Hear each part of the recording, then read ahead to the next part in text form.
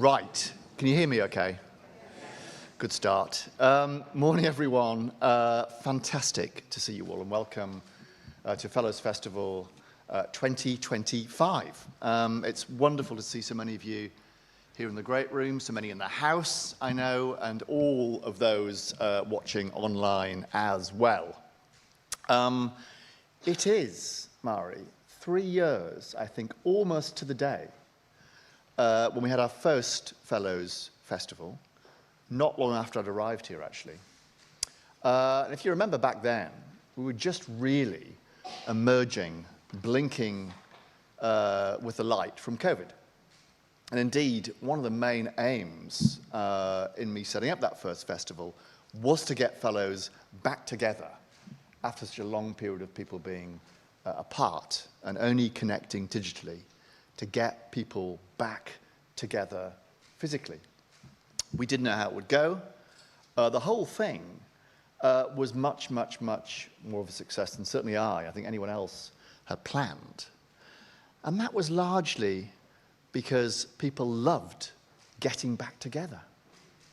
The response on the day, I was blown away by. People were almost an emotional response to being back together, having been for so long kept physically apart. And since then, since that first one 3 years ago, we have built year on year bigger and better, such that today the fourth Fellows Festival is our biggest and our best yet, I hope. We have events taking place across more than 10 locations over a number of days today and across 5 countries. So just today alone, we have events taking place, I have to read this out, if I can see it, in Edinburgh, in Dublin, in Bath, in Birmingham, in Seattle, in Osaka, and in Canada. Now, the odd one out there is, of course, only one of those is not a city. Canada. And that's because in Canada, it's online rather than in person. But to all those watching, I'm told everyone in Canada is watching, including my former boss, the Prime Minister, Mark Carney. So welcome to everyone in Canada, especially Mark, for tuning in to what I know will be an amazing day, online, in the room, and across the whole house. And given that history, this will come off here, won't it? There we go. Given that history, what better theme, that's even better, isn't it, for the day than the power of connection. Something, of course, that's intimately bound up with the history of this place, with the history of the RSA. We started life, as most of you will know, as a coffee house, as a place for getting together, bringing together people from different backgrounds, disciplines, and professions to make good things happen. 270 years on, that is still what we are doing. We've moved location, but the ethos and the approach is just the same. You know what? The power of connection, like today, in some ways is even more compelling in an age of social media as it was 270 years ago. We have, as you'll have seen from the agenda, an amazing lineup of speakers, of workshops, and of events. Of course, with a bit of fun woven in, food, comedy for the first time, music, and of course, alcohol. Courtesy of our new bar, Muse, which I hope you will visit. It's open in a bit less than an hour's time. So take it easy, don't go too early. But it's there to be used, very reasonably priced for London cocktails. Enjoy all of that. And reflecting on feedback from previous festivals, this time we've made this one much more participative. So still fantastic speakers, but much more workshop, much more co-creation, much more informal conversations in the room are built in throughout the day's program, as I'm sure you'll have seen. And to that end, And I should say, against my better judgment. Because generally speaking, those that know me know that I'm against icebreakers of any type. It made me feel jolly uncomfortable. But the team persuaded me that we should do one. Okay, I see people shaking their heads already.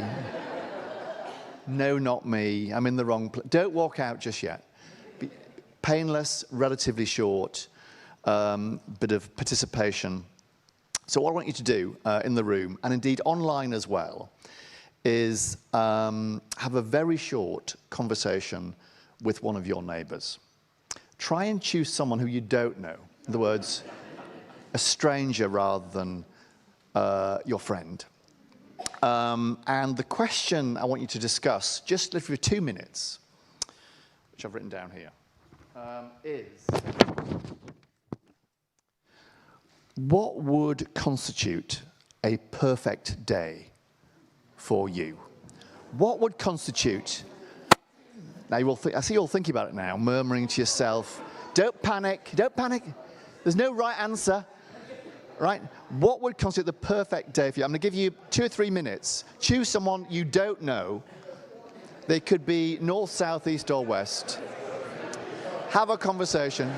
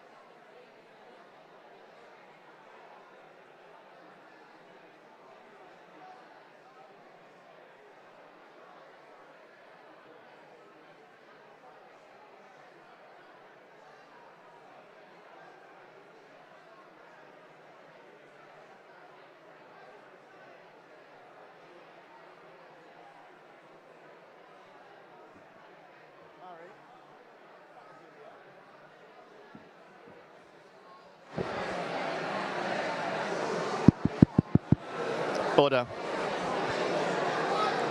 Order. Order.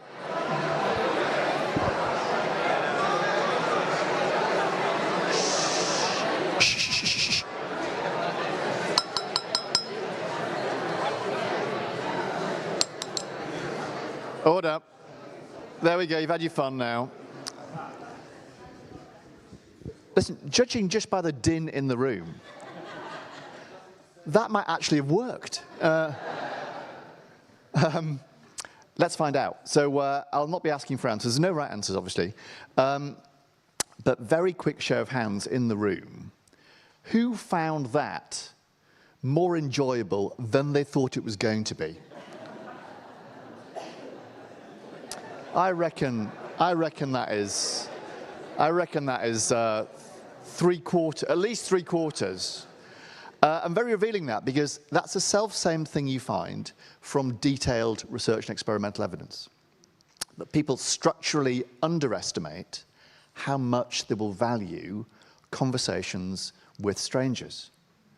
Which is very interesting, actually, for today, that we all individually underestimate how much we get from social connections, the power of connections. And having flexed that muscle, can I ask you to keep on flexing that muscle throughout the day, demonstrating the power of connections, meeting more strangers, those serendipitous interactions that for this place have been the wellspring of success for 270 years. Two last points, then I'll disappear.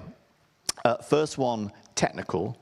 There's a hashtag, whatever that means. It is hashtag RSA Fellows Festival, capturing all the best bits of today.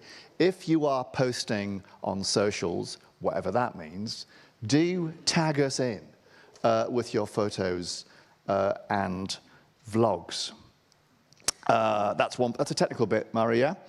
And the final thing, and this is an indulgence on my part, is that today will be made a success by dint of the efforts of all of you, but also all the efforts of the RSA team and the Company of Cooks team who are volunteering their time today. So if you see them around, some will be sporting these very fashionable teal T-shirts that Mari's demonstrating here.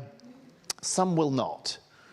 But if you do come across them, alongside asking where the toilets are and complaining that tea's too cold, do thank them for their time in making today what I know will be a very special day for all of us. And please, round of applause up front for the RSA team.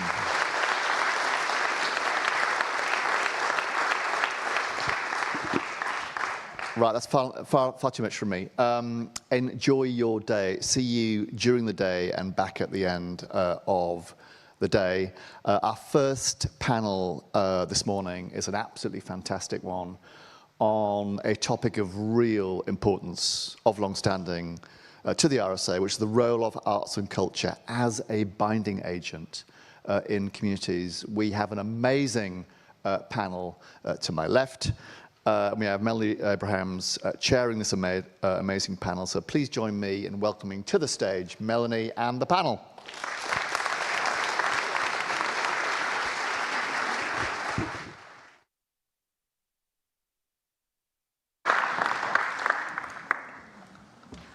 A very good morning to you, and welcome to the RSA Fellows Festival. It's so great to be here as well as part of the initial event, looking at ways that we can strengthen communities.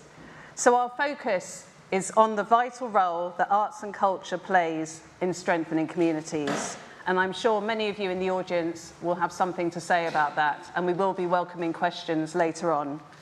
This session brings together three extraordinary panelists whose work creatively empowers people and places.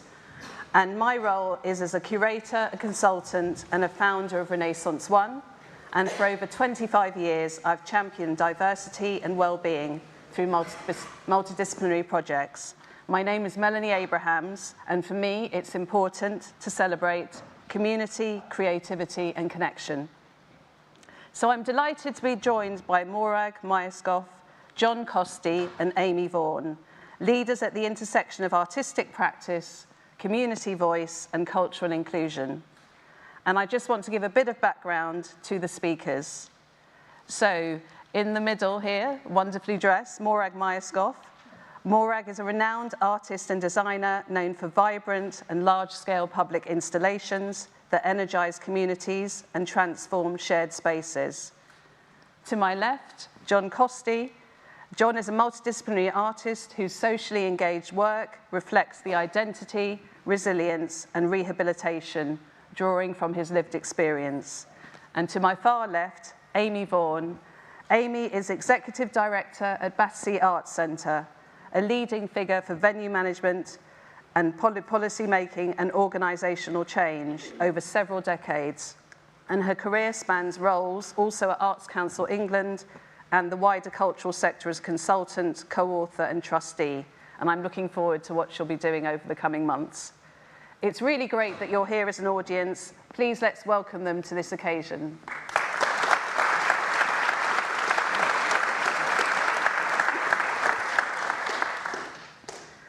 What I'm going to do now, and in between I'll be probably pouring some water as well because we've just arrived, is I'll invite each of our three speakers to give a short 2-minute introduction to their work and their practice in arts and culture, just to set the scene, and their perspective on the role of arts and culture in strengthening communities. So please, if I could invite John. I'm John. I suppose I'd start with, in 2007, I was arrested for 5 armed robberies and sent to prison.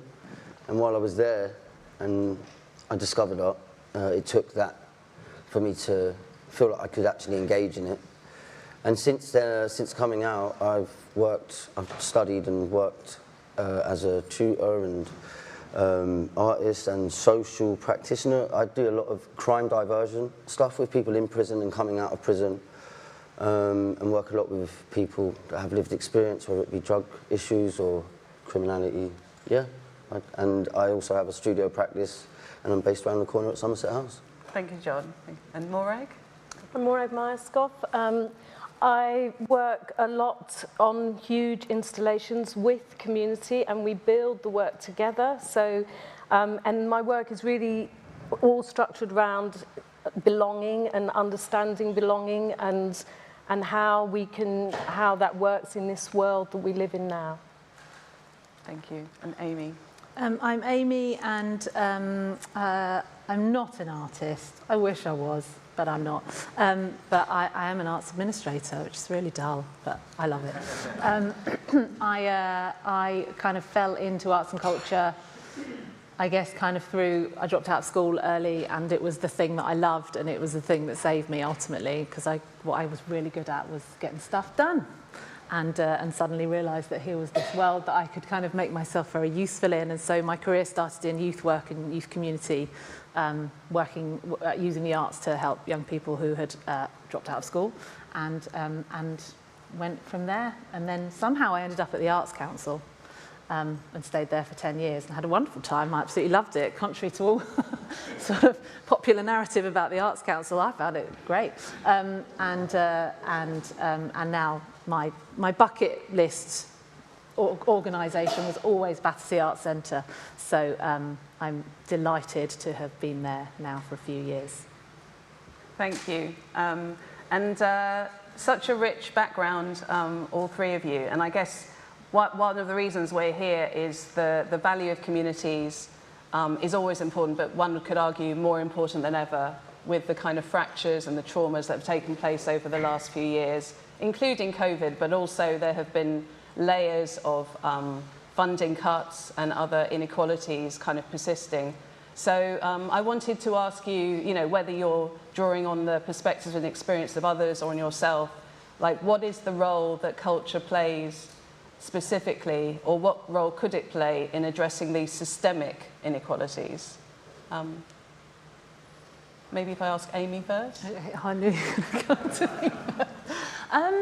I mean, I suppose I would see this from two sides, really. If I just think about it from the perspective of running an organisation like BAC, Battersea Arts Centre, sorry for the acronyms, is that when you're in an organisation like that, you're always thinking about what you're delivering and what impact you're having, and making kind of very, very careful decisions about how you are, I suppose, using increasingly smaller and smaller resources to have more and more impact.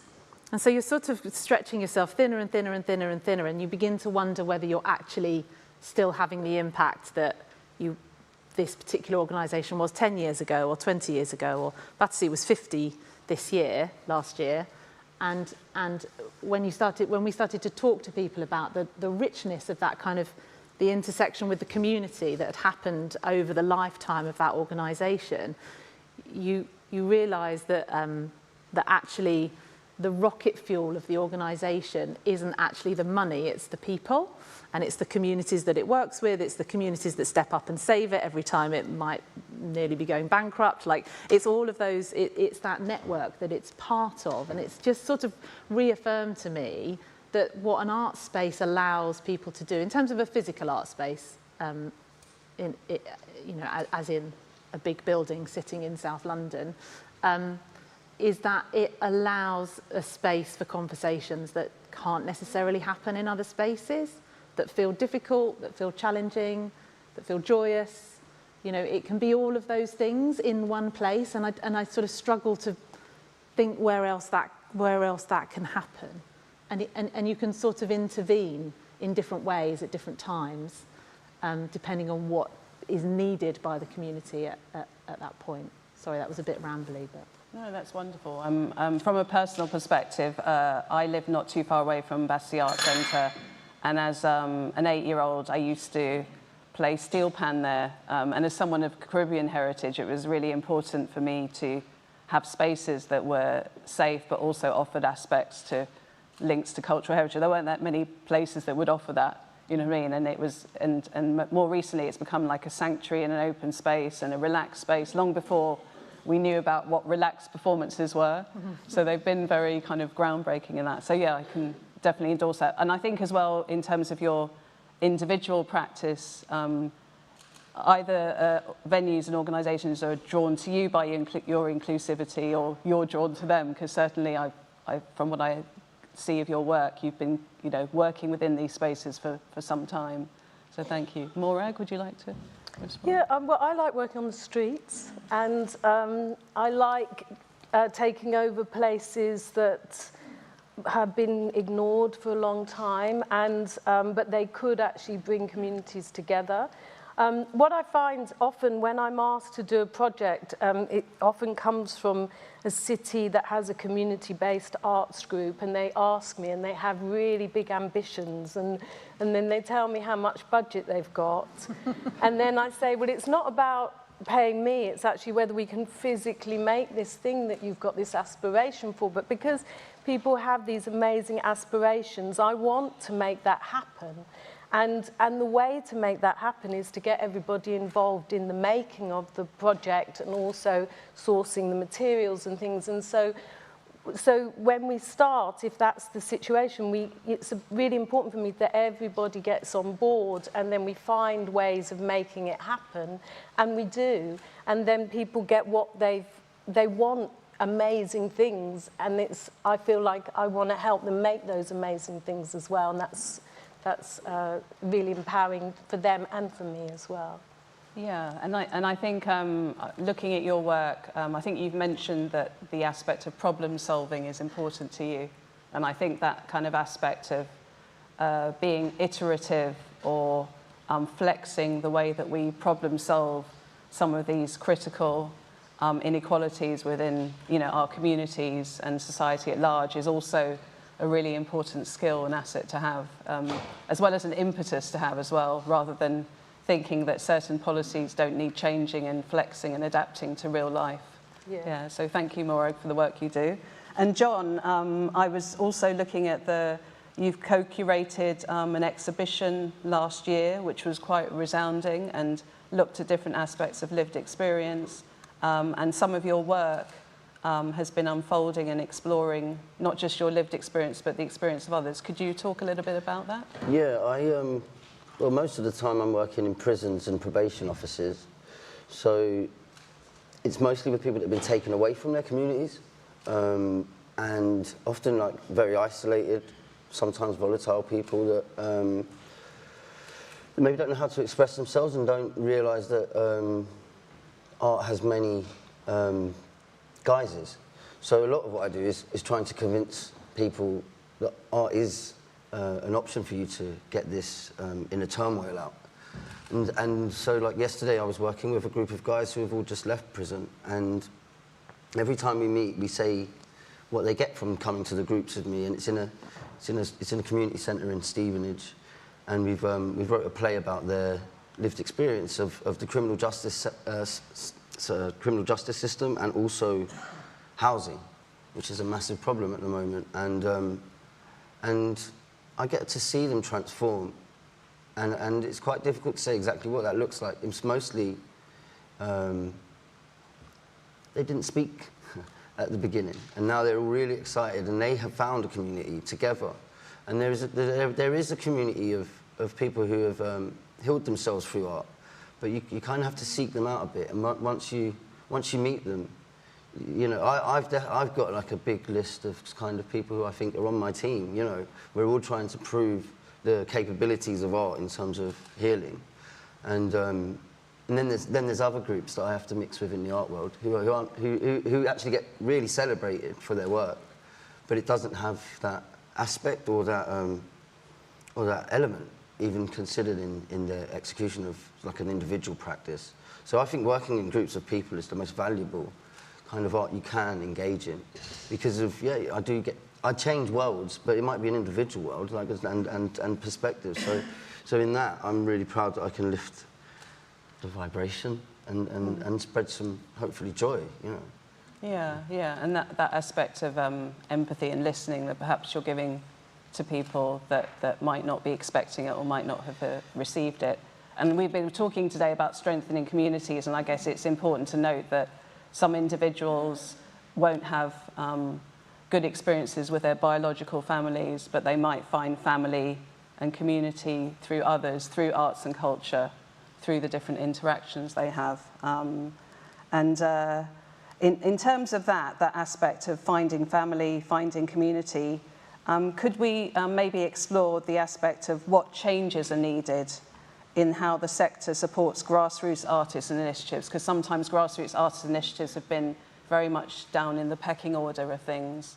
And also we do have to address, I think, that aspect of institutions versus individuals. Like sometimes there are individuals within communities who are really playing to their strengths and punching above their weight, you know, and sometimes we might undervalue their kind of contribution towards things. So if I could maybe turn to you, Morag, and ask you... This was the hardest question. Okay, go for it. Let me see. Okay.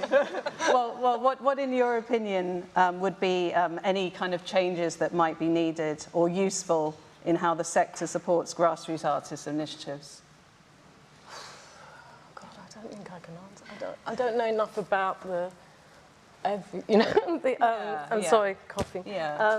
Or maybe from projects that you've taken part in, what were there sort of ways in which grassroots artist initiatives were being particularly championed or supported? Yeah, well, I mean, I'm just always blown away by all the different arts groups that I work with through the country, and at the moment, up north, amazing groups of people who are bringing communities together, and I think, and the Arts Council is giving money to places now, much more than they used to those amazing people who are working so hard to make changes, because they are just right in there with the community, and they really know. When I've worked with all these different groups, they know everybody and everything, all the young artists and all the thing, and it's, you know, they bring everybody together, and that is a massive community, and then they go further out as well. So I think I'm not answering this question. So, I don't know. I'm just really, I find it very emotional about the commitment that all these different groups of people that I work with have, and the energy that they have, and the time they spend. And it really is changing communities where, you know, there's a lot of unemployment and lots of other things happening. And then all these people come together, and when they come together, there's such a sort of joy, and because we're all coming together on on a different level, a level that they weren't expecting that they would enjoy, and then they enjoy more than they think they do, and then that continues. But I mean, I obviously just jump in and out of these situations more, but I think that's a good thing as well. So I just sort of, but I take loads from it as well. I learn all the time. I'm working at the moment in Germany, and one of the biggest things that I think is one of the biggest issues is communities are separated out into different age groups depending on what where you are in your life. And the biggest thing I found is when you can put different people together and how that enriches everything, and rather than keeping people separate. And so older people just love being around young people, and young people get lots out of that as well. And I did a word workshop with little ones to their 70s or 80s, and actually when you read the words that people all wanted in their lives, they were all the same. It was about love, peace, and being kind to each other, sharing, and that was over all the age groups. So we are, because I think recently we've been all these Gen Z, this, that we're all separated out, and actually I think the big thing is that we come together a bit more and forget about age. Just think about, the human being, the person you are, rather than judging people by what they, what you think about what on their on their age. Yeah, I think, Thank you, Maura. That's a lovely answer in terms of just the emphasis on coming together, people of different backgrounds, intersectionality, kind of working together, which again, is reflective of the value of strengthening communities. And Amy, are there any aspects that you think, any changes in the sector? Yeah, well, I mean, I was just going to reflect on it from the perspective of, for me, it's too difficult to get the money, and then it's too difficult to evaluate and report back on the money. So there's a cycle about how the funding is moving through the system, and at the moment the process that you have to go through to get the minimum grant of £10,000, £15,000 is incredibly difficult, and then when you deliver the project you then have to report back on it. And I think if you're a grassroots artist, number one, when I was at ACE, I had a brilliant experience there, mainly because I was working, I've grown up in the East of England, I was director of the East of England office, and it was a really brilliant opportunity actually to kind of get in my car, because there's no trains in the East of England, and drive around and I formed really brilliant relationships with places. And I can remember working in Lowestoft and Great Yarmouth, and the way I used to get their councillors, who were all on a very, very different political spectrum to me. We were very far apart, but there was things that we could agree on about what those places deserved in terms of infrastructure, in terms of investment. And so we would just coalesce around those things. And if I could get Lowestoft to do something, I knew I could get Great Yarmouth to do it. Because there was a power in communities wanting to be the best versions of themselves and be able to say, well, we're better than them down the road, And so we sort of used to lean into that, but they never wanted £15,000. What they wanted was 10 500 quid grants that they could give out really easily without a huge amount of bureaucracy and red tape around those grants. And so we used to sort of try and find ways in which we could find different. 10 years ago, there were a few down the back of the sofa pots of cash at the Arts Council that you could kind of all right, and you give it to the council, and then they'd give it to the local community action group, the community volunteer group, and they would distribute small grants to people. And that was so impactful.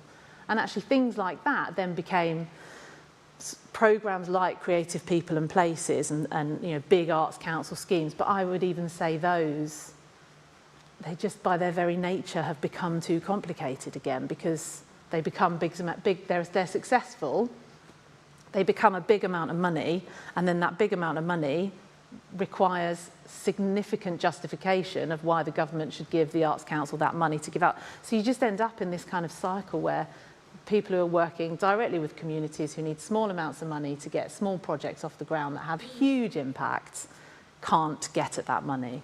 And I think one of the things I'm really interested in is how we change. I can't change that application process. I tried for 10 years at the Arts Council. I was not successful. But I think in terms of figuring out what social impact evaluation looks like in a way that isn't incredibly academic and incredibly, leaving too many people behind because of the language that's being used around it. Like, how do you ask people if they feel better because they've been part of a particular group for 6 months in a really simple way? And how do you give that to people that are running those community groups with those small grants so that they can just report back? And because I think you can then lobby the funders, you can lobby the Paul Hamlins, the ESMAs, the Arts Council to say, could you accept something simpler if we come up with an agreed language? So that's where I feel there's change that could be made, sort of focusing on the money side, because I think that will come, because I think ACE do get it and there's an understanding that needs to change. Yeah. And this review might change that as well. But what's the other end? The reporting. Yeah. How might we change that? Yeah, thank you, Amy. Yeah. And that does, again, relate to aspects of inclusion and equity as well as process and many other things. Yeah. And John, are there any sector changes that you feel need to happen to support grassroots artists? Well, I recently got my DYCP grant for the first time, and I would have never been able to do that without the access worker. And in fact, kind of all grants, as someone who's grown up working class, even just the idea that you can put together this text and submit it for money, and that you don't have to go and lay bricks, or you don't have to go and exchange like physical labour for, or a painting or a product for money. I think that needs to be explained to people a bit better, because there's a lot of people that don't know about, when I went to school, they taught us, in order to make money from art, you kind of had to die, and then your work would be valuable. And so for me as a teenager, I thought, well, I'm not doing that. I ended up going to prison, which is pretty close, but that, I think that idea that even I've got a friend who now is a talent scout, but they wrote a letter to themselves when they were 18, and they said that they wanted to be an actor, but that was the only job in the industry they knew. So I think there needs to be, maybe in secondary school or at least in colleges, some information about how you might be able to do that, because it took me a very long time and a lot of help that I would have never been able to do that on my own, to cost every hour. That's something that I've never attempted. So I think just access to that information and the grant workers the one that I had was great. So and time. Time. If I did a project in Jaywick, which I was kind of shipped out to Jaywick as this cultural sort of feeder, in a way, and I thought it was so problematic to me that you've got this stranger that's got an art degree that's going to land in the most deprived area in Britain, and I'm going to give them something, but the fact is, these people have already got what they need. It's more about the shift in perspective that a lot of working class people have, that they're not going to amount to that much ultimately, that their aspirations aren't there. So when you can, so it's quite, I think you have to be really sensitive when you're working with groups of marginalised people, because sometimes the money's given to the wrong people ultimately, and there's ego present. And I think that if there was a person that was given money, like you were saying, that it should go directly to the community, not necessarily even the artist that's there. And for instance, the South London Gallery have a building called the Art Block, right? They go, when they get their money, they say to the kids there, what do you want to spend it on? That's how it should be. And they don't have to explain it. One year they wanted to make a swimming pool in there. Why not? The Art Block is amazing. I worked on the first one for the Art Block, and great. It was just, the kids were just so amazing, and they were really trying to get that transition where the little kids will all play with art, but when they get to 14, 15, instead of joining drug gangs and things like that, they carry on and then they can be artists. And I really do, South London Gallery, it's amazing that the Art Block. It's great. Yeah, thank you, John. Again, it shows there's a stark difference between the sort of bottom-down approach to institutions and organisations looking at individuals, and then individuals looking up at institutions and organisations, when actually we're in an ecosystem with lots of constellations. I remember when I was first setting out, I sort of looked at all the organisations and the people that ran them, and I tried to map out a sort of ecosystem to sort of work out where my path might be. And I did that as someone, you know, not of much means and not of no kind of lineage within the arts. And I guess there aren't that many organisations that are looking at who are the freelancers and the artists of note or of promise, or who are emerging talent who could be part of our ecosystem. So I guess there needs to be more of that kind of circular constellations of mapping, I think, in order to have more equity. So I think, thank you so much for contributions so far. I think we're going to open it up to the floor, and I think there's a roving mic going round. And so, does anyone have a question for the speakers? Yes, over there.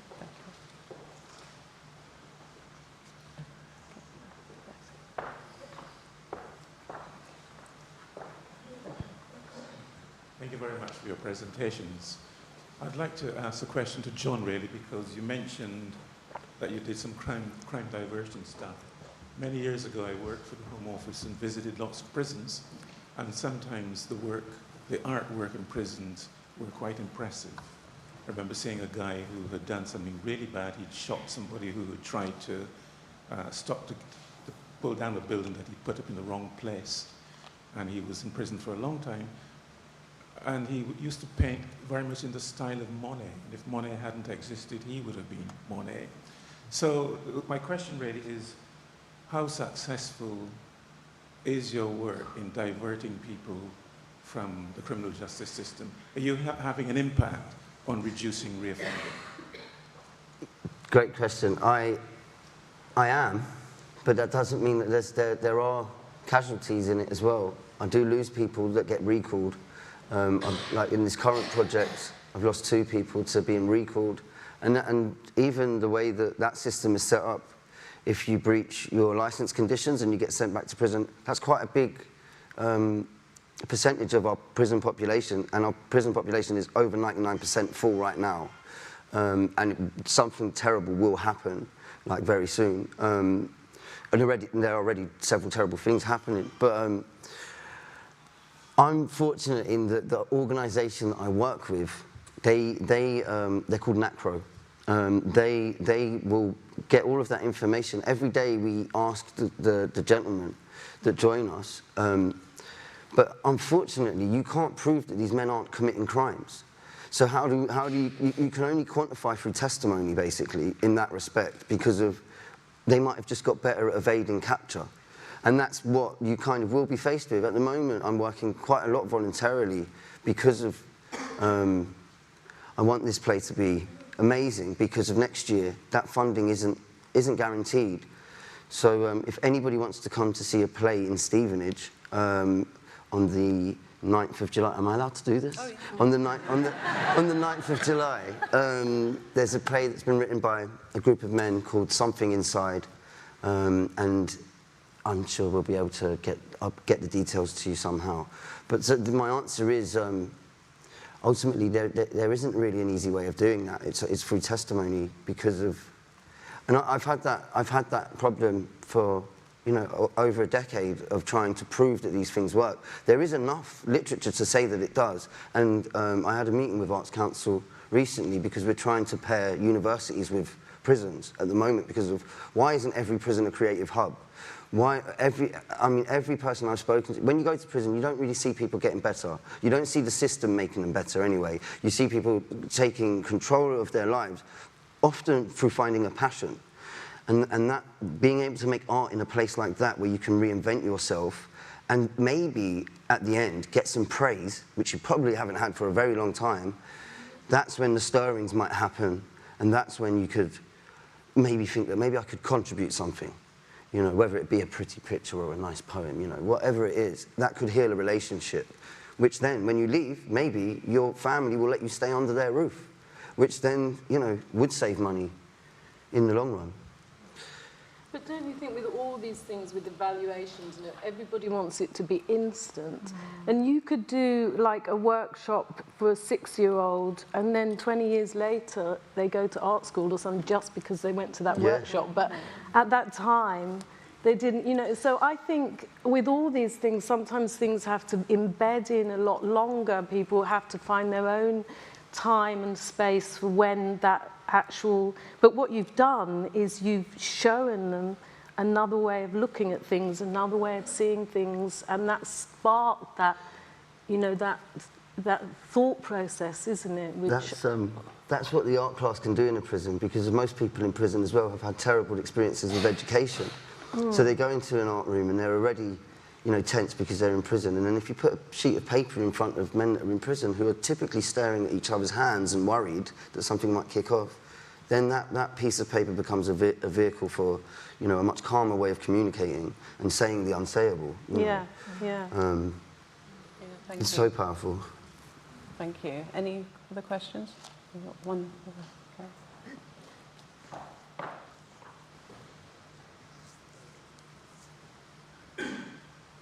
Thank you. Morag, you mentioned the power of intergenerational relationships for reinforcing communities. I have a question in relation to society, on the role, not necessarily for you the question, but the role of art for breaking down silos across communities. Breaking down silos across communities. Silos, oh yeah. Am I answering? Why don't you answer? You said it was for anybody. You could, yeah. I could answer it from just in terms of Battersea, because one of the things that we're doing a lot of thinking about at the moment is that Battersea is in an old town hall that was built in the 1890s, and it has a long history of being a sort of place for radical thought and radical speech and radical politics, and the only ever communist MP in the UK's seat was at Battersea Town Hall. Suffragettes met at Battersea Town Hall. It has this wonderful, wonderful history to it. So when you're there as an arts centre, and we're just custodians of that place, you've got to sort of move into that space of our main performance space is the old council chamber, and it has the nays and the yays over the top of the door as the eyes and the nose as you go in. And so it's a place for debate. And so we have to sort of challenge ourselves all the time about how do you position yourself as an organisation which is there for creative expression and freedom of speech, and make sure that you're able to safely hold both sides of a debate, which is what the history of that building always was. And I think that's really difficult for an arts centre to do, really difficult, because in the main, there are groups of society that you naturally align with, many, and then there are groups in society that you naturally don't align with.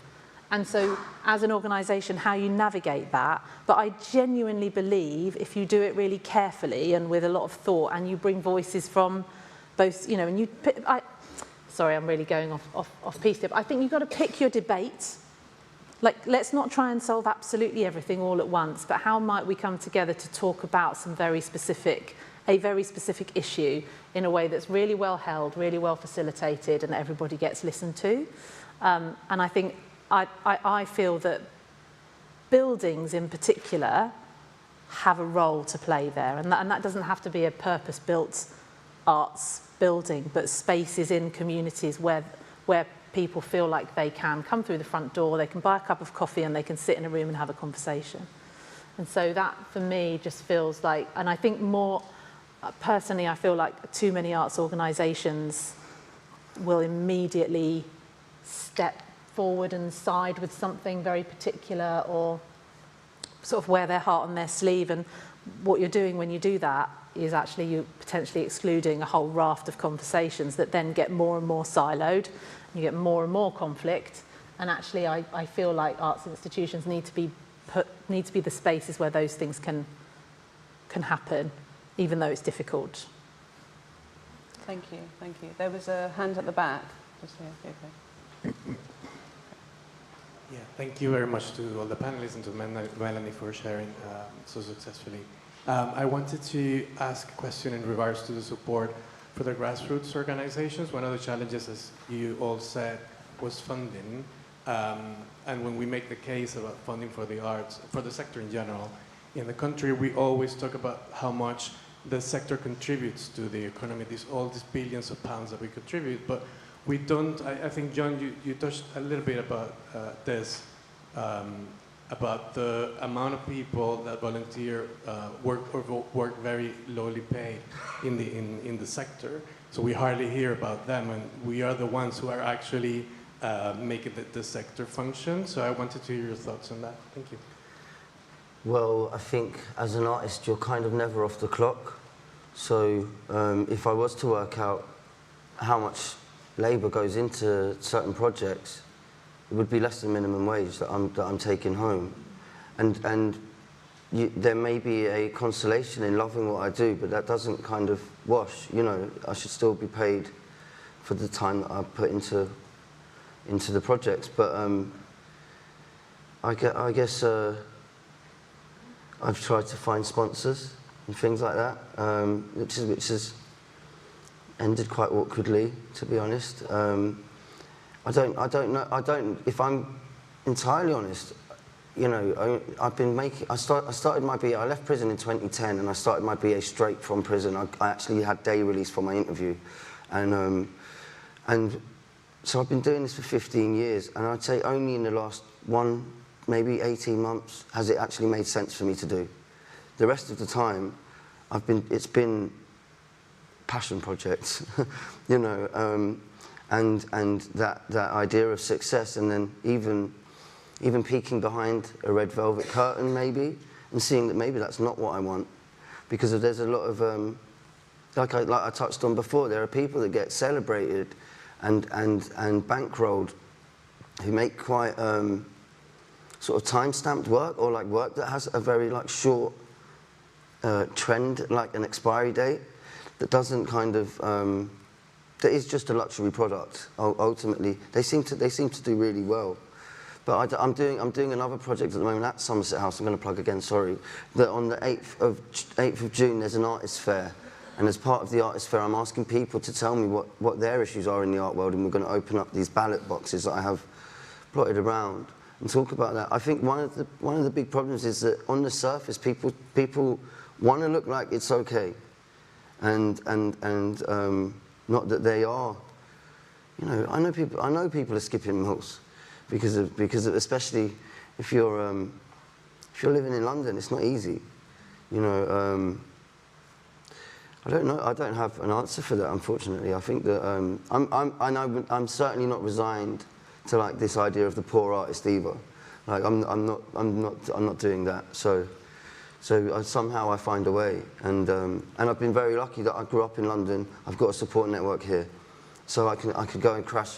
But there were times when I'd have to go and crash at my mum's house and my brothers and things like that. And I've been really lucky in that sense. If I was from somewhere else, if I was from Birmingham and I came to London to study, I wouldn't have been able to sustain the art practice in the same way. I would have had a big percentage of my attention going towards earning money, that I could kind of live a lovely artist life for a bit. Well, not lovely, sort of, the tortured artist, whatever. I could do that poetic kind of life for a bit, but it doesn't last. Yeah. Thank you, John. We've got one last question here. Okay, thank you. I'm interested in the small pots of money to fund community initiatives. I mean, community chests are great, but the problem is we have a sort of like local authorities who aren't providing that money. It's local councils, that's been my experience in the past, who fund quality of life initiatives.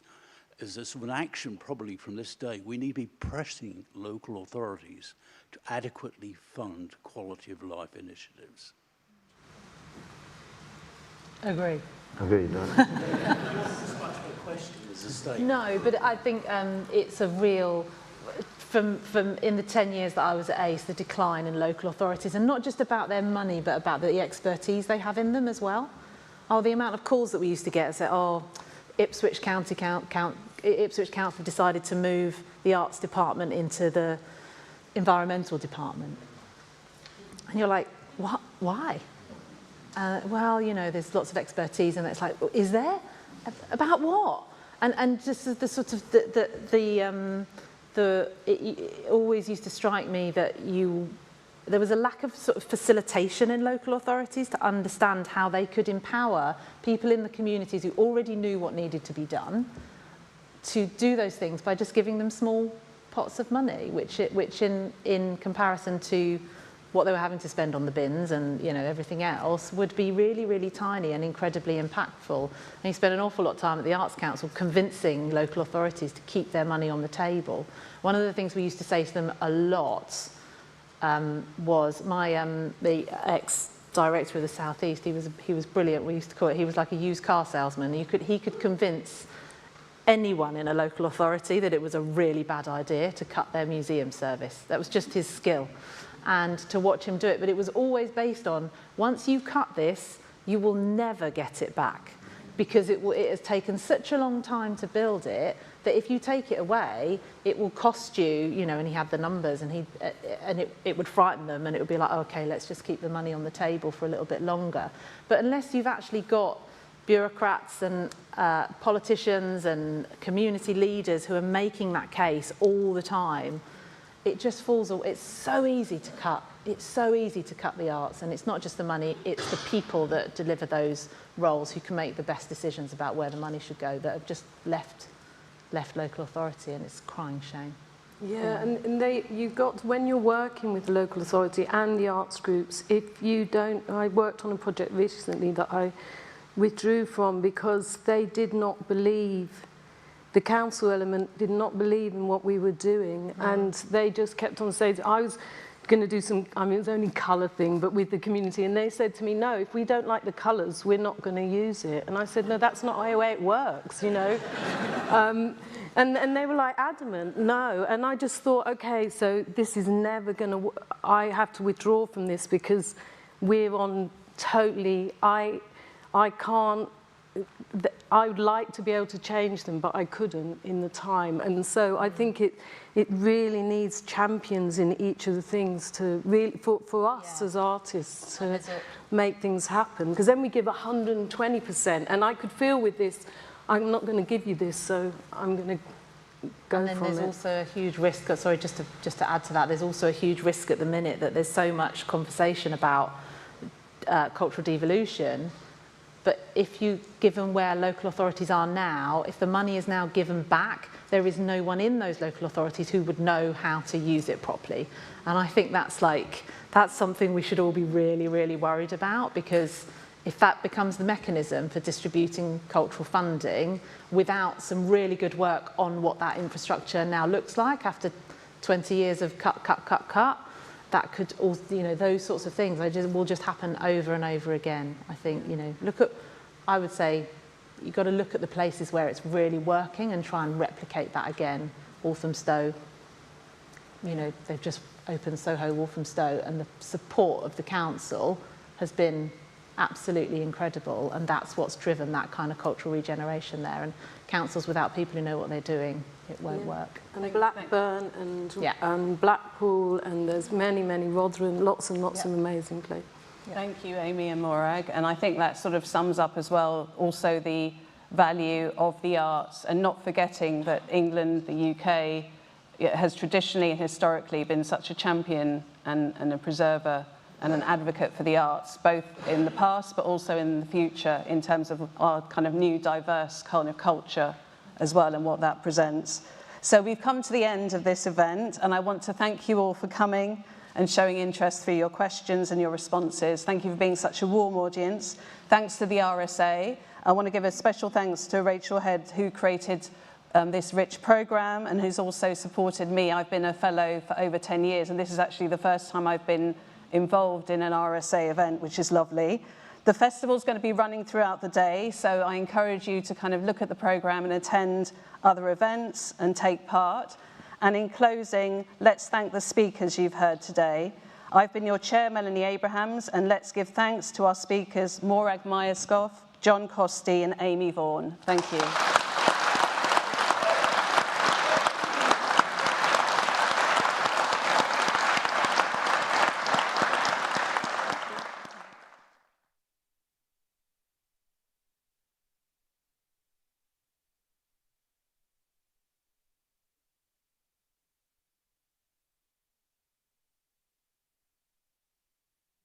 Sound like a sort of dinner party event, doesn't it, when it clearly isn't. Thank you very much, everyone. I know there's some people joining us at the back and coming and going, because that's all the spirit of the wonderful festival that the incredible team at the RSA have set running for us all this morning. So thank you very much indeed for joining us for this session. I'm sure you've had an inspiring morning so far. I sat in on most of the first conversation, thought it was pretty much the perfect leaping off point for our next conversation. I'm Julie Etchingham. I'm a fellow of the RSA. My day job is working as a journalist for ITV News. So this is a really lovely opportunity. I always describe it as this, just getting your face out of the fire hydrant of news and coming to have conversations like this is really, very meaningful and enjoyable. So we're going to be talking now about the future of connected communities and better social cohesion. And I'm really excited to discuss this with this panel because we've got experts from the perspectives of policy, research, the political frontline, who are all going to give us their unique insights into how we better support civic life, community services, and as a result, build more social trust across the United Kingdom. And hello too to everybody that's joining us online. Keen to get your questions for the panel, so as soon as you get your thoughts flowing with what we are hearing, just think about the questions that you'd like to ask. Now, our leaping off point will be to examine whether a radically ambitious investment in UBI, Universal Basic Infrastructure, could hold a key. We're going to explain, of course, what that actually is, and examine how social infrastructure is a key to social cohesion. Our panel this morning, alongside me immediately, Patrick Hurley, who is the Labour MP for Southport. It has been in the headlines, of course, this past year for the most terrible of reasons.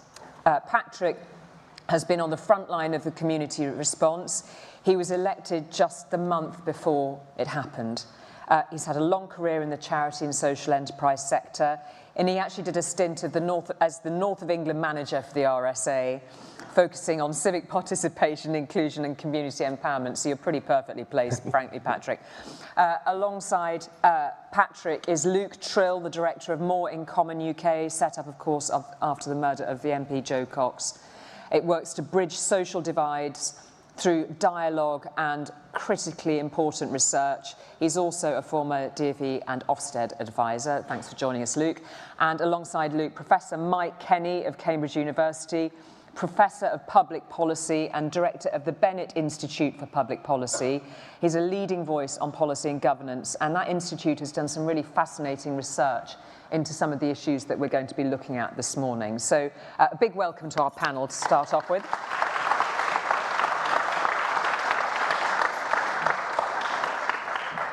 Patrick, we have to start with you really to talk about Southport. Sure. Because that appalling attack shone the light right on your community. There was an amazing response, an outpouring of love and affection from the people there. I was there the day it happened and witnessed that outpouring. The little girls were at a community dance class. And then you had to suffer the appalling riots targeting so many different parts of social infrastructure, but most notably, of course, a mosque. A lot of that was based on the spread of disinformation. So you saw in the most vivid way possible some of the wonderful aspects of community and some of the consequences of disinformation and a breakdown. How is your community now? Just talk to us a bit about it. Yeah, thank you, Julie. So I was elected as the MP for Southport on 4th of July, and then 3 weeks later, my lovely, sleepy seaside town finds itself at the centre of global media completely unexpectedly and completely out of character for what I was expecting as a newly elected MP. Really, all you can do in those circumstances is to embody the emotions of your community in the first instance. People were grieving, people were incredibly emotional, and I felt it was my role in those first couple of weeks to present that grief to the world and to be the embodiment of that on behalf of the people who had elected me just a few weeks earlier.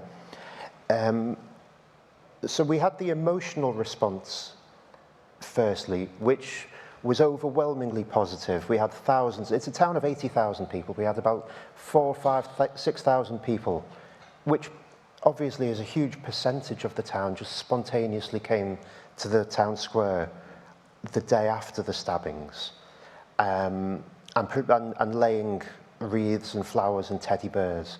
And one of the things that struck me most was that one of the volunteers wanted to make sure that all the teddy bears were pristine. So she collected them up every night and took them home and then brought them all back again the next day to make sure that they weren't there overnight and that if there was rain they wouldn't be in a poor state. And that was the true Southport, that was the true community that we could see, that we wanted to show to the world.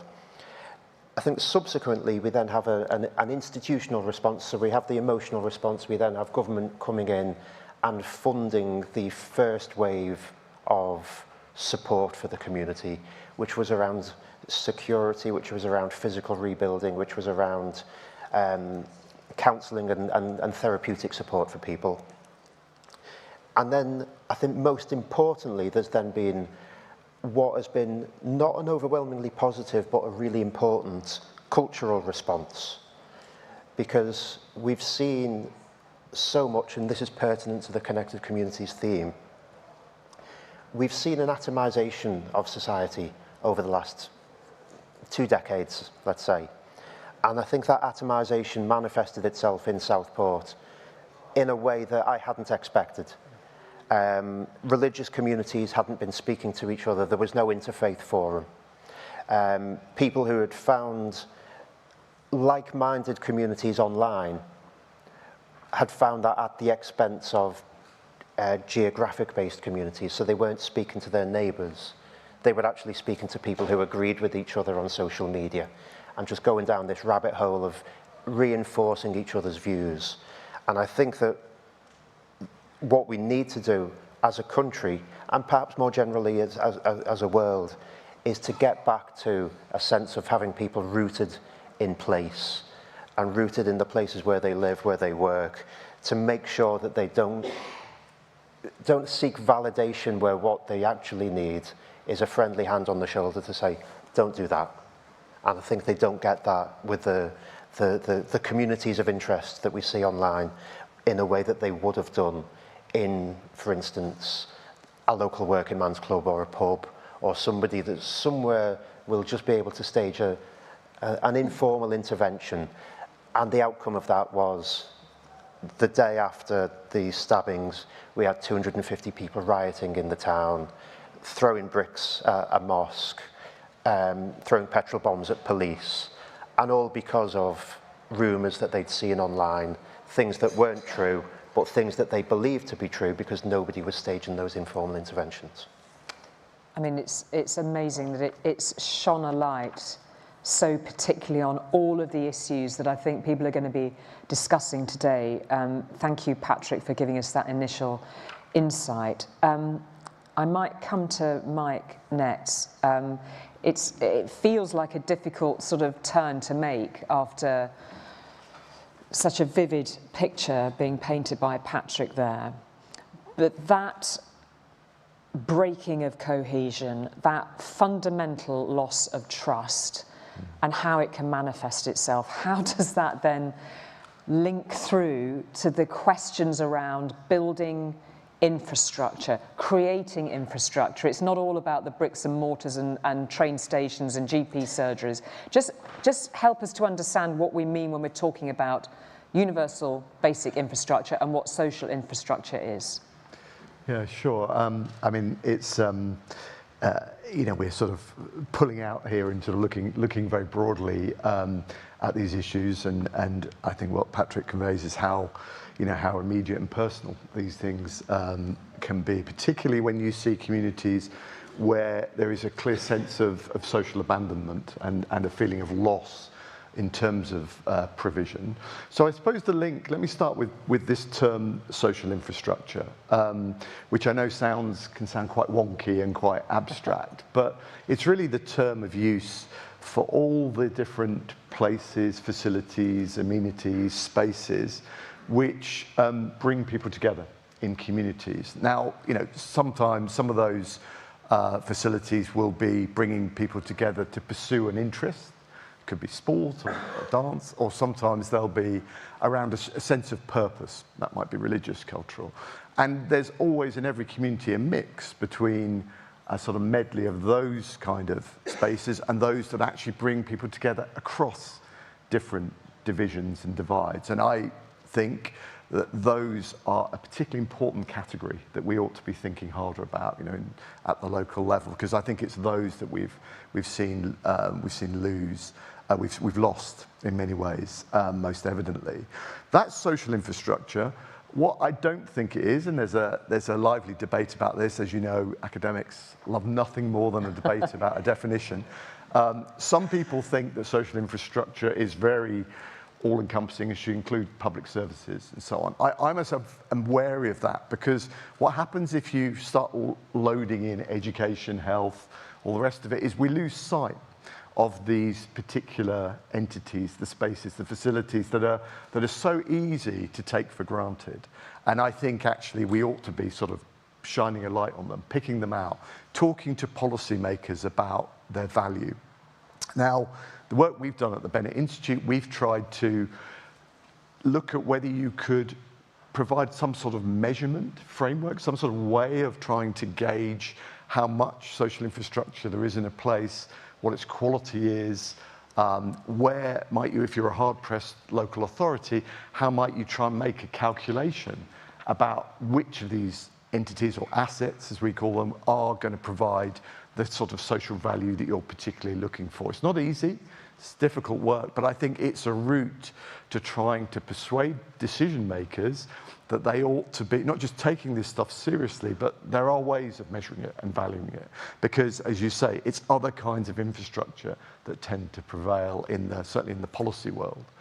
Just quickly on UBI, Universal Basic Infrastructure, what's that? Well, that's just a term that we and a few others have coined to really allow us to put the question of what should be our offer as a society to people. What's a reasonable kind of minimal level? We're not talking about utopia here. We're not talking about, because obviously we'd all love everything fully funded and shiny. We know that's not the case, but we ought to have a conversation as a society about what we think is a reasonable offer around these kind of spaces, but also public services, which we look at in the report we've published on this. And two things come out of that. I'll just finish with those. One is that what's really striking is that one of the problems we've got, and this is a problem of policy design, I think, is that our different infrastructures do not sit well with each other. They don't align easily. So the classic example, a new doctor's surgery was built, I forget which town it was, the north of England. Money was found for it. There was no bus service there.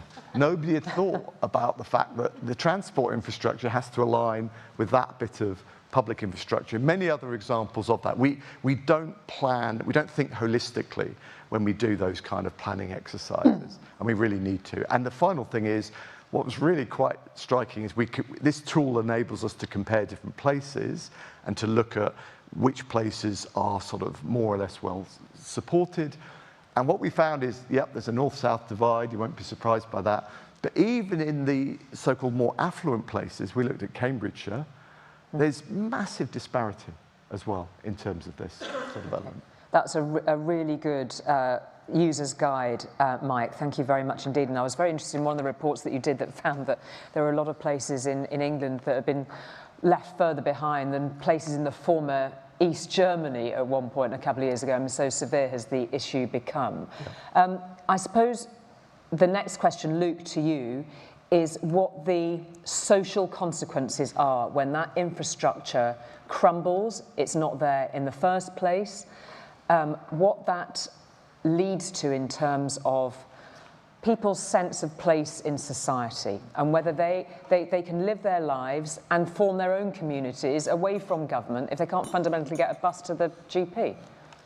Yeah, I think it's really severe, and I wrote about this in The Spectator about a month ago, but I think what summed it up for me was a focus group I ran in Dudley, and I was talking to the participants about the area, about their lives, and there was a crane driver called Clive who said to me, you know, before the pandemic, on the construction site, we all used to have lunch together.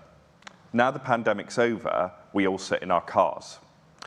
And then everyone else in the group had a similar story to that. You know, people saying, I don't hang out with my colleagues anymore, I go to the pub less on a Friday, and all of this stuff, it sounds quite soft, doesn't it? You know, I mean, what is the role of government in this? What does it matter?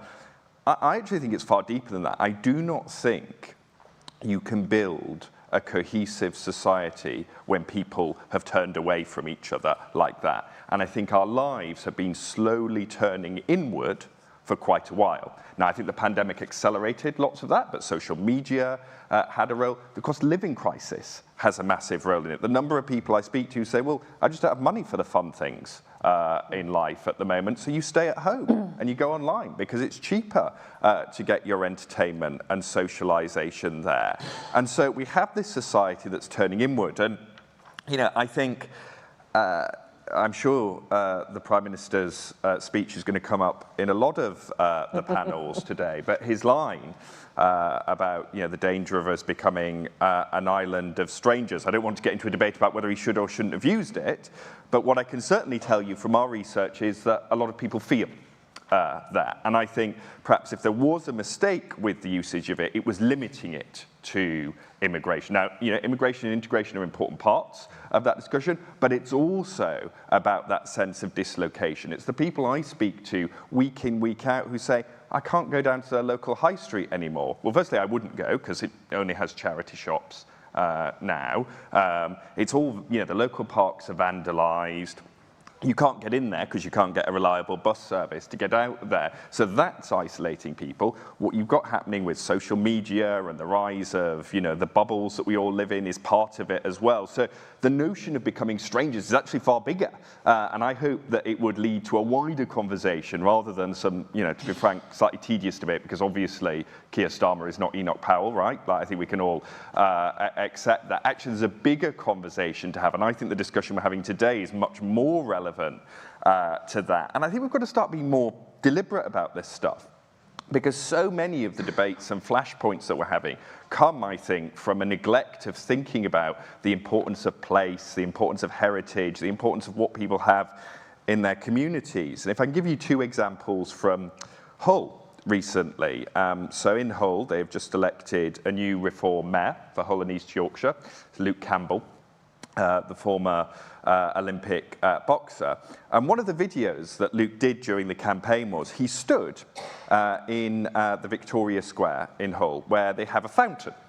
And the fountain is fenced off and is shut down, and has been like that for 2 years. Since 2023, the Heritage Fountain, the point of pride in place, has been sealed off to the public. And he made this fair point. He's like, the council clearly don't care, right? They're right. It's either people think either they're incompetent, maybe, or they just don't care about places like mine.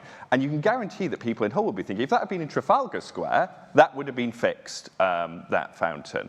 And so I think that is really important. And then the final thing I would say is, you know, we've got to, I think the last government, perhaps the delivery of it wasn't quite right, but the idea of levelling up, the idea of investing in place clearly is really important to lots of people. And there's a great essay in today's Saturday Times by David Goodhart, which talks about the somewheres and anywheres. And I'm aware we're sort of in the temple of anywheres at the moment being here. But actually it is really important. We've got to think about people who are rooted in place, build communities, because you can't build a society off this atomization. Okay, thank you. And Patrick was sort of nudging me there. I mean, I must ask, I mean, you'd expect in my job, but that island of strangers comments, just a reflection from you on that would be great.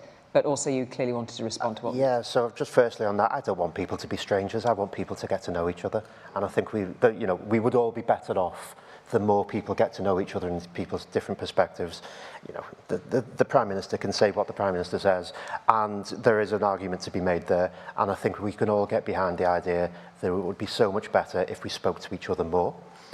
On the topic of what I wanted to come in on, so you mentioned the fountain. And to me, that rings true because in Southport, it's the pier.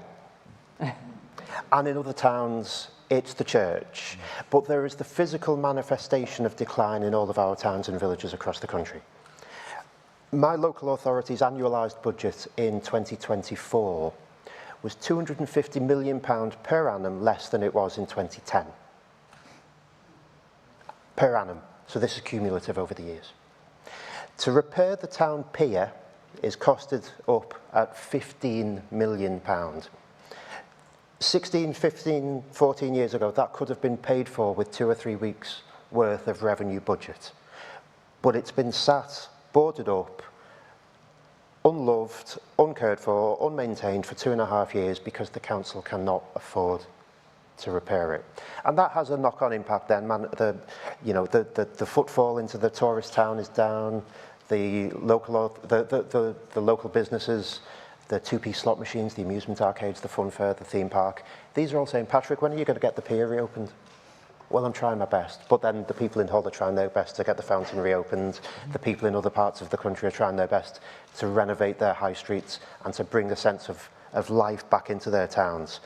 And I think that the improvement of social infrastructure can come hand in hand with the improvement of our physical infrastructure and the aesthetics of our places. The analogy... But it all costs, doesn't it? I mean, and few of us can remember a time when that conversation about the economic weight, I mean, you know, obviously 2008 was the key moment for so much of that. But the conversation now, we're just ahead of a spending review. I mean, we can all talk about what policy might work, but fundamentally, the finances have got to be there, haven't they?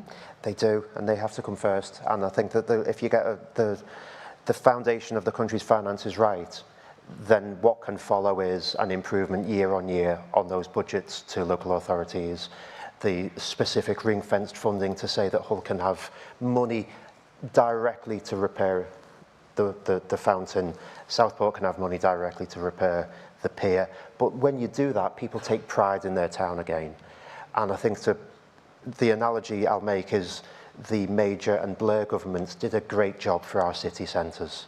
The renovation and the regeneration of our cities, you look at the Manchester skyline, it's completely transformed to 20, 30 years ago. The centre of Liverpool, where I'm from, the centre of London, the centre of Birmingham. Mm-hmm. It's on us now and the new government and a new generation of politicians to do likewise for the towns, because the towns have seen a lack of investment. Everybody can pinpoint that you go down your high street and the department store is gone. Yeah. Or for whatever reason, there is a realisation that there needs to be something done for towns. Okay, that's really interesting. So it's shifting that perspective away from that big city picture that was absolutely part of the political discourse, wasn't it? And particularly in those early Blair years. I'll just bring Mike in there as well. To go back to this notion of universal basic infrastructure, in terms of how you then fund it, what policy you create around that? I mean, do we look at a universal spend per capita? Do we do things that are responsive to towns rather than cities? How, as a policy, might that be calibrated? And then I want to get some questions, please. I'll get a bit more from Luke, and then we'll get the microphones going.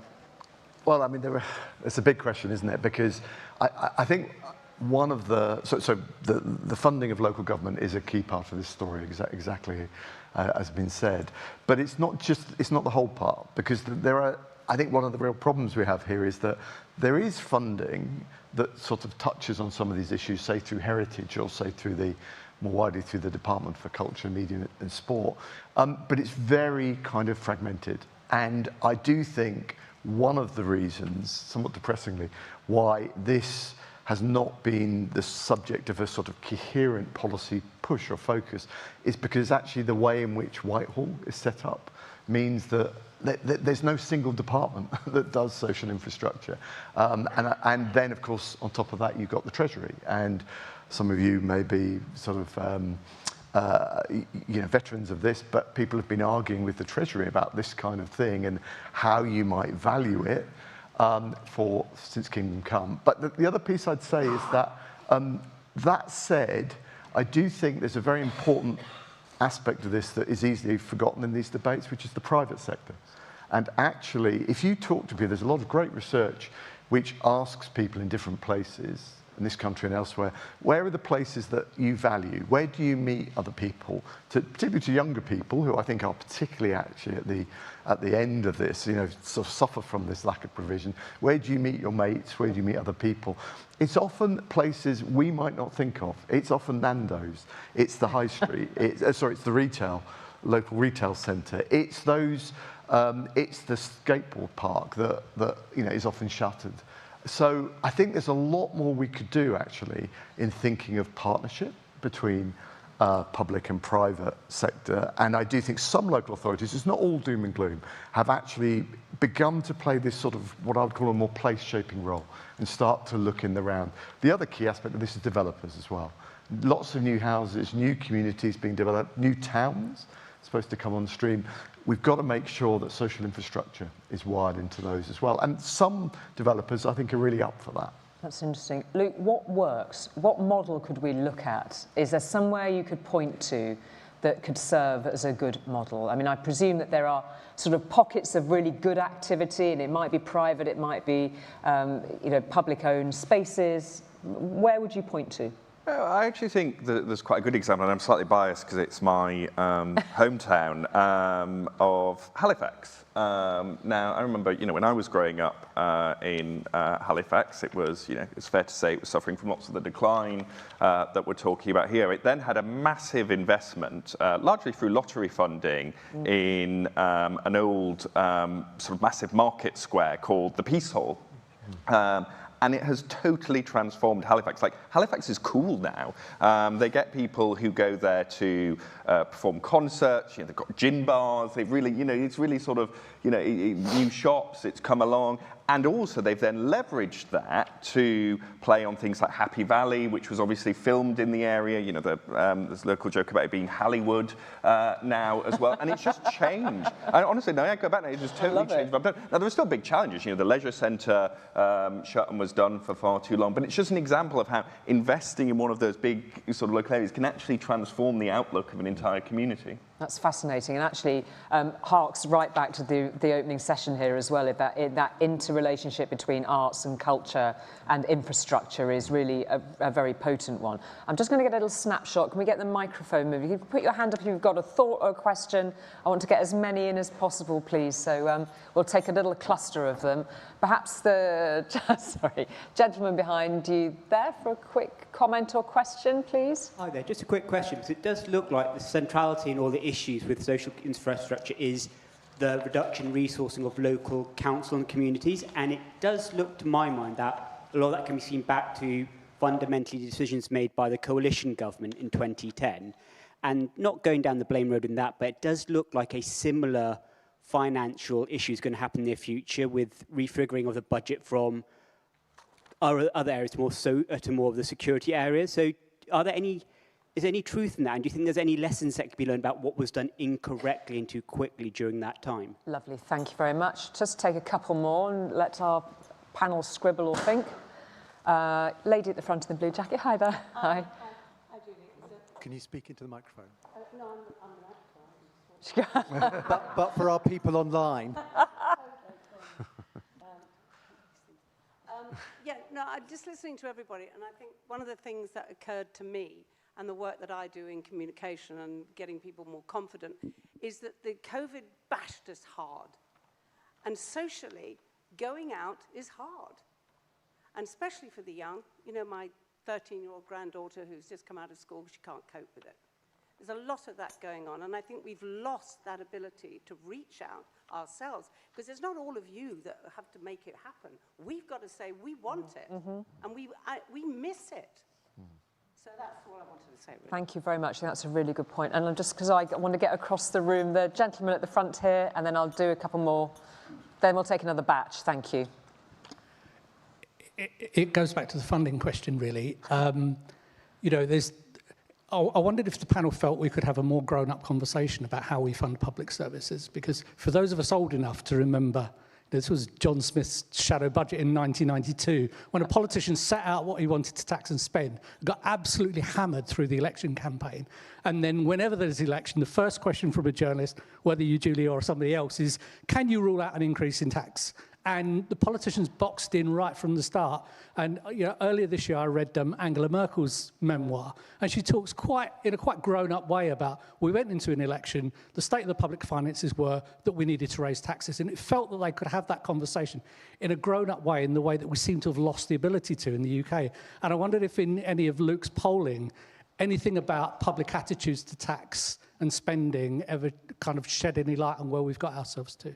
Thank you very much. There's so much to unpack there, isn't there? Well, given you're lucky that swerved you directly, Patrick, but I will come back to it. But given that that was the last question was aimed directly at Luke. I mean, we could keep these quite snappy so we can cover a bit of turf. That would be great.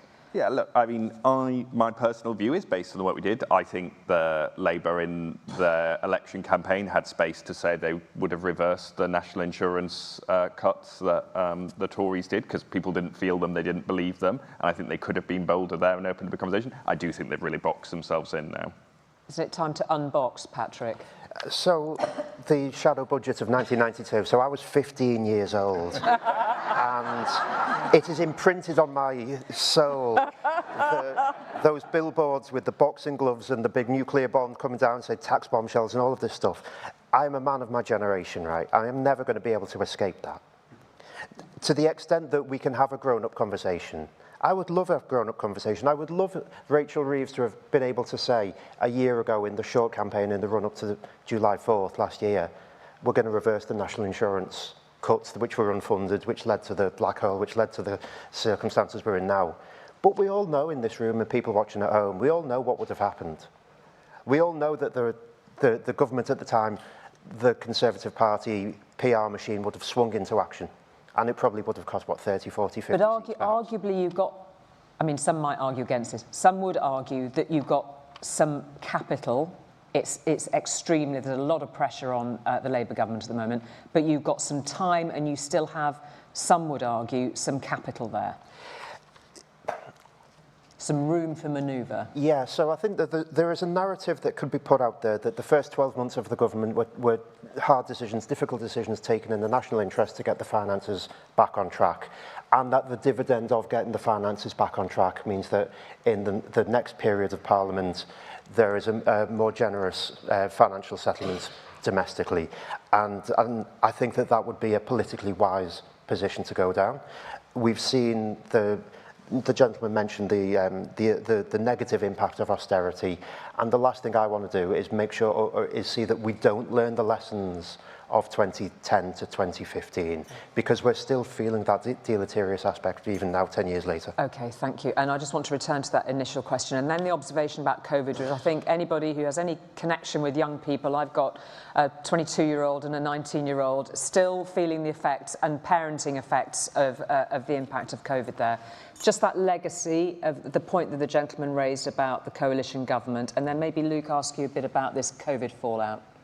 Yeah, I mean, I think you're right to sort of go back over some time. This isn't just about the current government. I mean, there's a sort of longer history there.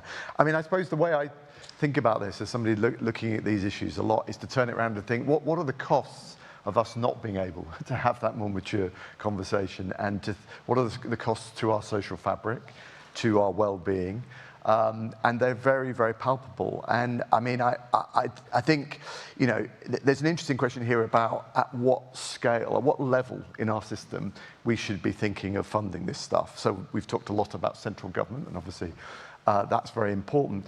But maybe there's some hope here. We're building this devolved, this system, this sort of, you know, middle level layer of devolved the Council government. of Nations and Regions that has. There's also, you know, we've got more these mayoral leaders. We've got people with a lot of soft power. They would like, I think, more hard power, and they would like more money, of course. But at least we've got, the reason I have some hope is they're not in the position of local government, which has been reduced to this sort of core of trying to manage a set of services that are, the costs of which are just escalating. They're utterly boxed in. Whereas we're pushing forward. I mean, this is a government that in many ways is very small c conservative, but actually it's making a big thing happen in terms of our governance. This is a big change. Okay. Now, could this become a space, a level at which we have a tier of government and leaders who are directly accountable who start to talk about some of these things? And to an extent that's happened. Andy Burnham, I think, in Manchester has started to have a conversation about resourcing, about things like homelessness, and you know, the roof hasn't fallen in. Okay, thank you. Just a thought perhaps about this, you know, the impact of COVID on our younger generation's ability to get back out there. I mean, look, we all know plenty of young kids who've got stuck in as soon as any lockdown was lifted, but a lot of them, and they're going to be growing up through our education system with social skills, connectivity that has been so curtailed, that hasn't grown and developed at the ordinary rate. There is going to be a really long impact of that, isn't there? No, very definitely. And I think, you know, that it might involve some quite hard and difficult choices in terms of how you reverse that. Like, a lot of people, I think, quite strongly pushed back against Boris Johnson when he did the call for people to get back into offices. But to my mind, from the research we do, there is no doubt that young people working from home is having an impact on their ability to form social bonds. So that's part of it. You know, things like, obviously, National Citizen Service has been scrapped, but I would hope there's a replacement to that to allow more young people to socialise and meet each other. But you've also got to deal with other things, like lots of young people don't feel safe going out because of, and even in places like London, you know, phone snatching, knife crime, other low-level crime, just makes it an unpleasant environment. None of this stuff is separate, and if you don't clamp down on that, people won't want to. Yeah, it's also expensive for them to go out, isn't it? Let's get some more questions. There's a lady here with her hand up, and oh yes, another lady right behind me. That's an easy reach for the microphone, and then another hand, gentleman here on the front. Thank you. Hi. My name's Georgie. I'm a human connection practitioner and researcher at Imperial College London. One of the things I focus on is micro-interactions, the interactions that set the ripple for you to people to talk and have an interaction. And they're pretty important. I've discovered that in my own life because when I meet somebody in my environment, my neighborhood, I see them everywhere after that, which means that they have been everywhere all the time. It's just we never had that face-to-face interaction. And one of the reasons, the biggest barriers for that is the social norm, the lack of ability to approach each other and talk and have a conversation. And I wonder what the role is of not just building social infrastructure, but actually thinking about the psychological, how do we rechange the narrative, rechange our social norms about approaching each other? Okay, lovely. Great question. Thank you. Well, keep these as quick as possible because I'm always up against the clock. Yeah. Okay, very quickly. We are all part of community. Community isn't a concept that somebody else sorts out. We are all, each, in where we are, living, working, and acting. So I would love from you all to maybe have the one thing, if you can send us all back into our communities, what could we do different tomorrow and the week after and the month after to actually make a difference to things that happen in Stockport and elsewhere? Thank you very much indeed for that. And then there's just a gentleman at the front. Thank you. I'm aware, albeit anecdotally, that there are a lot of strangers who are apprehensive about strangers. I'm wondering, particularly Patrick, the idea of social community and pulling communities together is great, but it implies a sense of belonging and inclusion, and the flip side of that is exclusion. And I'm wondering if you can see any way of balancing that and finding a way through it. Thank you very much indeed. Why don't we take that one to start off with, because it's directed especially at you, Patrick, and then these two, which sort of sit quite nicely together, I think, we'll go through. So I'll bring all three in, if that's okay, and I think that there are links there. I think the one thing we can do is live in the moment and live in the reality of where we are, speak to our neighbours, speak to the people we're living with, get off social media as much as possible because it's just toxic. I've written here, on the basis that cheap pop songs say things so much more powerfully than politicians do, I've got a line from a cheap pop song. It's called "None of My Friends Are Okay." And it goes, "I call you up just to cancel our plans. You're not put out, you were hoping to cancel too. None of my friends are okay." That song was from 2019. It's pre-pandemic. These were trends which were long-term trends which were happening anyway. And I think that it's more to do with the atomization of society, people finding communities of interest online instead of reality communities in their neighbourhoods. The one other thing I'll mention is around my own experience in Southport. The day after the attack that happened back in July, I was, on the Tuesday morning, the day after, I was laying flowers at the scene on the morning. It was a very sombre, mournful occasion. People were in tears, people were comforting each other. I was with the Home Secretary. 6 hours later, I repeated the same activity with the Prime Minister. And it wasn't a sombre, mournful afternoon 6 hours later. There was a feeling of negativity in the air. And that negativity was because we'd been subject to people coming into the town from outside by that stage. And we had these big, burly, middle-aged men with boom mics and cameras on their shoulder, live streaming to their Twitch feeds and YouTube channels. And they were saying, "Prime Minister, this is on you. The guy had been in office for 3 weeks. This is your fault, Prime Minister. What are you going to do?" And one of them then turns to the camera.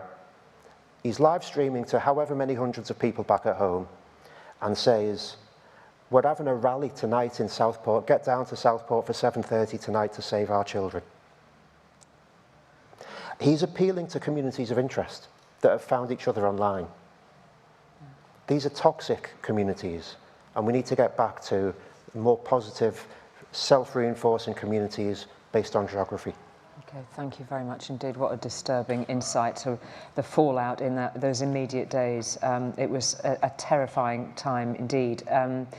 Luke, Mike, if you want to, where do you want to pick up with those questions? It's something that's hard. Really quick. Yeah, just quick. I'm just clock watching too, as ever. Really quick. Micro interactions, really interesting. So there's some really interesting research about this around where do people kind of live their life in a way that means they're most likely to interact with others, particularly older people in many communities, and it's places like supermarkets. Now, that may sound a million miles away from public policy, but in the Netherlands, they have loneliness cafes. They work with supermarkets. They've started to introduce spaces to actually work around the kind of the experience that people have of how they interact. I think there's a lot more agile policy we can do. Very quick answer to what should we do. It's a bit of a wonky answer, but it is important.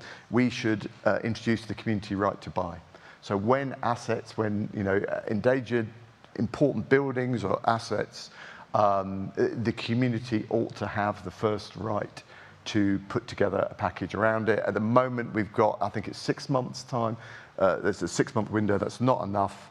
The government has said it will do this. I don't think it is yet actually moved, but it's again, it's a potential source of optimism there, I think. So it's really rallying people locally when there are opportunities to improve infrastructure. Yeah. I suppose what our lady here was asking about too was just that a little sort of rallying cry really about what we all do when we go back into our communities and towns after today's festival and beyond to sort of carry it with us. Luke, what would you say?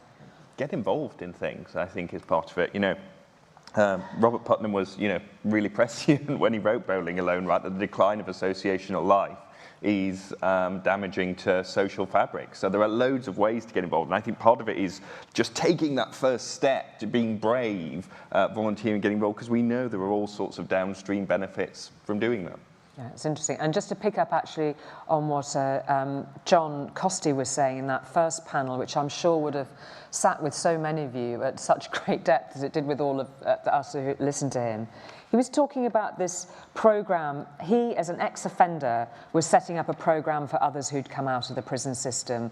And he said, what I've found in those groups is they really respond to if somebody sorts their housing out, but also gives them some creativity, some artistic connection. And I suppose this is where social infrastructure is sort of, I mean, it was like a perfect moment for it, wasn't it? You've got to provide the safety for communities, space for them to gather, but also something that responds to their heart and their hope. Patrick, given where we leapt off, I just wonder, final observation from you. Yeah, I think that the most important thing here is that those activities that people want to get involved in, arts, culture, whatever it might be, that's the MacGuffin, that's the side effect. The real thing that people are interested in is the connection, is talking to each other, is being present with each other. It doesn't matter whether it's arts class or whether it's, you know, political activity, whether it's you go in the pub with somebody. The real important thing is the point of connection, and almost what's front and centre, and the reason that you're going out isn't what you're actually going out for. It's to make those connections with other people, and that we should be doing more of that. And to the extent, you know, it was 25 years ago, Building Alone, and Putnam was so right and prescient. And I think that we do need to make sure that we heed those lessons and apply them in the next 10, 15 years.